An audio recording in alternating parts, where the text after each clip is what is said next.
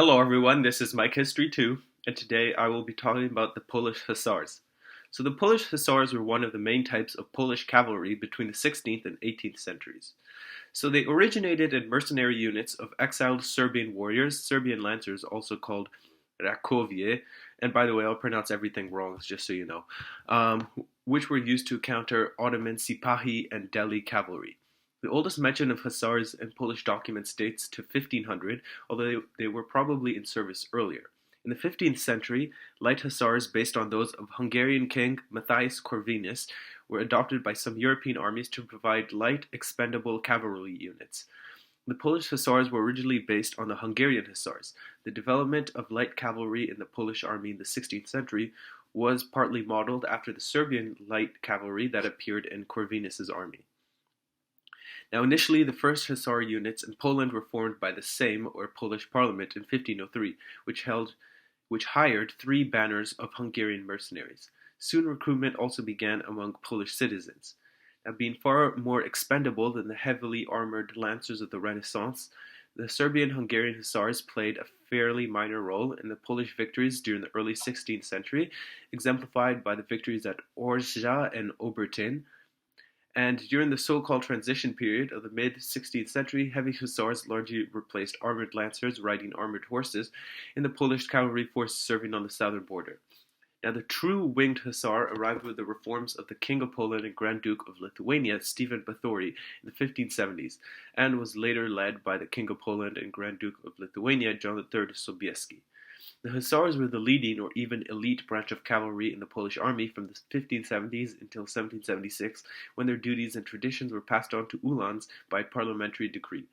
Now, most Hussars were recruited from the wealthier Polish nobility or szlachta, and each Hussar comrade raised his own paget or retinue. Several retinues were combined to form a Hussar band or company. Now, over the course of the 16th century, Hussars in Hungary became heavier in character, and they abandoned wooden shields and adopted metal-plated body armor. When Batory was elected King of Poland and later accepted as Grand Duke of Lithuania in 1576, he reorganized the Hussars of his royal guard into a heavy formation, equipped with a long lance as their main weapon. By the reign of Batory, the Hussars had replaced medieval-style lancers in the Polish army, and they now formed the bulk of the Polish cavalry. By the 1590s, most Polish Hussar units had been reformed along the same so-called heavy model. With the Battle of Lubyszew in 1577, the golden age of the Hussars began. Between then and the Battle of Vienna in 1683, the Hussars fought many battles against various enemies, most of which they won. In the battles of Lubyszew in 1577, Bijizna in 1588, Kokenhausen in 1601, Kirchholm in 1605, Clujin in 1610, Chukim in 1621, Martinov in 1624, Tizjana in 1629, Okhmatov in 1644, Berestjeko 1651, Polonka in 1660, Kudnov in 1660, Chokim in 1673, Lvov in 1675, Vienna in 1683, and Parkani in 1683. They proved to be the decisive factor against often overwhelming odds, and by the way, I'm sure I pronounced every single one of those battles wrong. For instance, the Battle of Clujin during the Polish-Muscovite War, the Russians outnumbered the Polish and Lithuanian army 5-1, and yet they were heavily defeated. Now, the role of the Hussar evolved into reconnaissance and advanced scout capacity. The uniforms became more elaborate as their armor and heavy weapons were abandoned. In the 18th century, as infantry firearms became more effective, heavy cavalry, with its tactics of charging into and breaking infantry units, became increasingly obsolete, and Hussars transformed from an elite fighting unit into a parade one. Now, the Hussars were famous for the huge wings, a wooden frame carrying eagle, ostrich, swan, or goose feathers. In the 16th century, characteristic painted wings, or winged claws, began to appear on cavalry shields. Now, the most common theory is that the Hussars wore the wings because they made a loud clattering noise, which made it seem like the cavalry was much larger than in reality and frightened the enemy's horses. However, such sounds would be impossible to hear in battle. The wing was mostly used to block the back of the rider from swords or protect them from getting thrown off their horse by Tatar riders. So the Hussars represented the heavy cavalry of the Commonwealth. The tovarzysz, or companion, commanded his own pochette or lance fourni, and that was basically like the medieval version of a squad, consisting of 2 to 5 similarly armed retainers and other servants who tended to his horses, food, supplies, repairs, and fodder, and often participated in battle.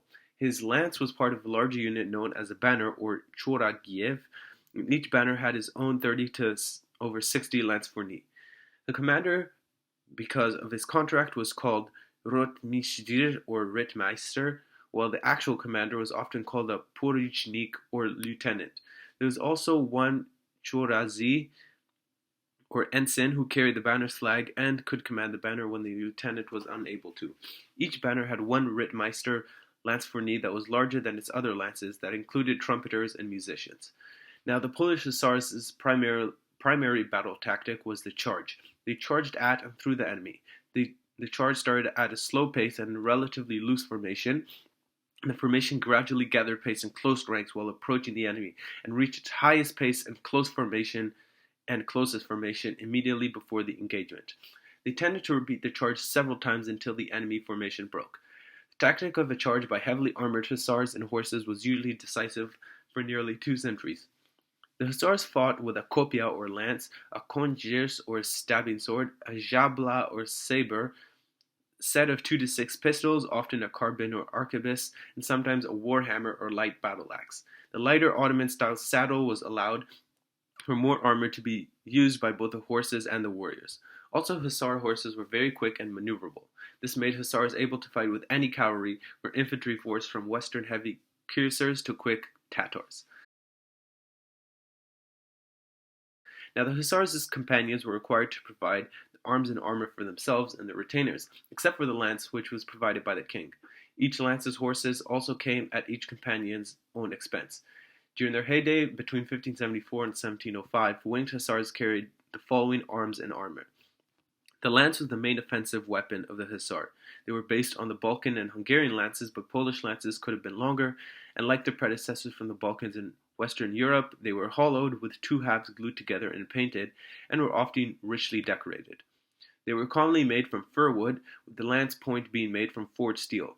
They had a galka, a large wooden ball, which served as the handle guard. The hussars' lances usually ranged from 4.5 to 6.2 meters in length, and were provided by the king or the banner's owner, not by the regular soldiers. A large silk pennon was attached to the lance below the point. Another type of lance, known as the demi-lance, was 3 to 3.6 meters long and was used against the Tatars and Ottomans in late 17th century wars. Now, the Tovarzysz Husarski carried underneath his left thigh an Eastern-derived konjirs of up to 1.5 meters in length, and often a palaj or a type of broadsword under his right thigh. The jabla or saber was carried on the left side, and several types of sabers were known to winged hussars, including the famous jabla husarska. Hussars sometimes carried additional weapons, such as a horseman's pick.